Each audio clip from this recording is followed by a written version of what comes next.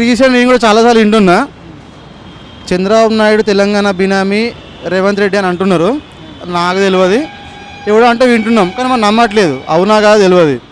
Free bus అంటున్నారు. Free buses అంత ఎందుకు, నిన్న ఏదో రూట్లో పోతుంటే కండక్టర్ని కొట్టింది ఒక ఫుల్ తాగేసి కొట్టేసింది. సుమన్ టీవీలో చూసిండు నేను అది. ఫ్రీ బస్ పైన అంటే ఇవ్వాలి, దానికి ఒక హద్దు పద్దు ఉండాలి, ఒక లిమిటేషన్ ఉండాలి. మొన్న ఒక నేను కూడా నల్గొండ పోయిండే, మిర్యాలగూడలో తెలిసిన అంకుల్ వాళ్ళ ఇంటికి పోయినా. ఆయన పోతే వాళ్ళ ఫ్రెండ్ వచ్చింది ఒక ఆమె వాళ్ళ హస్బెండ్తో. నార్మల్ ఎందుకు ఊరికే నేర ఖాళీగా ఉన్నాము, మా హస్బెండ్ తక్కువ ఛార్జ్, నాకు ఫ్రీ బస్గా వచ్చేసినాడు ఆమె.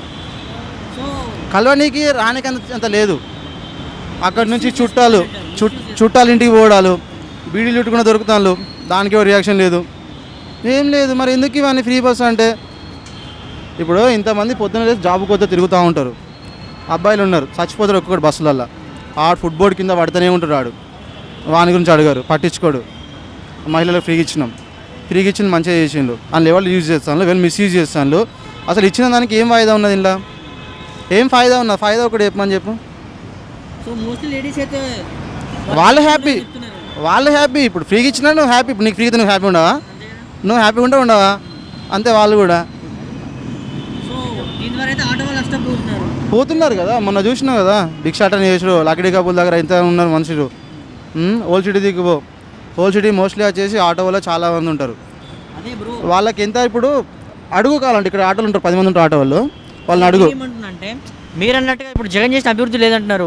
ఇక్కడ తెలంగాణలో ఇప్పటికీ ఆటో వాళ్ళని ఆదుకునే పరిస్థితి లేదు. బట్ ఆంధ్రతో పోల్చుకుంటే వాళ్ళకి ఇక్కడ ఇస్తున్నారు కదా అని చెప్పేసి జగన్ని ఒక ఇన్స్పిరేషన్ తీసుకొని జగన్ ఉన్న బాగుందనే ఆగ్రహం వ్యక్తం చేస్తున్నారు కొంతమంది. దీనిపై ఏమంటారు? ఆగ్రహం అంటే వాళ్ళు ఆలోచించుకోవాలి దాని విషయం మీద. ఇప్పుడు మాకు ఎట్లా రేవంత్ రెడ్డి వచ్చి 3 months కూడా కాలే, లిటరలీ 3 months కూడా కాలే కదా, అప్పుడే అనడు తప్పది. అక్కడున్న పథకాలు ఏంటనేది వాళ్ళు 4.5 years నుంచి చూస్తున్నారు, అవునా కదా? 4.5 years చూసేది. లాస్ట్ 6 months ఏమవుతుంది, బిఫోర్ 4.5 months 4.5 సంవత్సరాలు ఏమైంది? నీకు 6 నెలలు పక్కకు పెట్టు, 6 నెలలు పక్కకు పెడితే 4.5 సంవత్సరాలు ఏం చేసినావు నువ్వు, అది చూడరు ఎవడు. ఇప్పుడు నీకు 6 నెలలలో ఫ్రీ ఇచ్చిన అడిగితే నువ్వు మొత్తం బట్టలు నింపుకొని కూర్చుంటే ఏమవుతుంది నీకు ఆడ?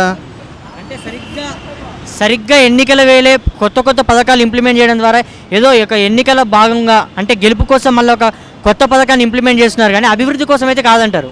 లేదు, కానీ చూడు, నువ్వు సర్వే చేసుకుందాం. ఇలా సర్వే చేసుకుని నువ్వు చెప్పే విషయం మీద 4.5 సంవత్సరాలు ఒక లెక్క, 6 నెలలు ఇంకో లెక్క ఉంటుంది.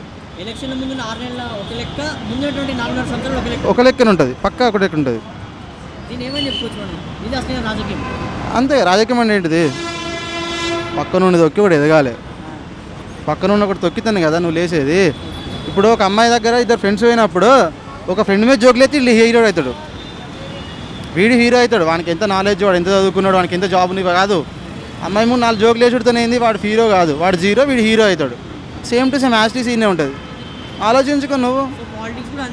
అంతే, తొక్కుతానే కదా ఇక్కడ దాకున్నది, తొక్కపోతే ఇక్కడే నాకు ఎందుకు ఉంటుంది నీకు?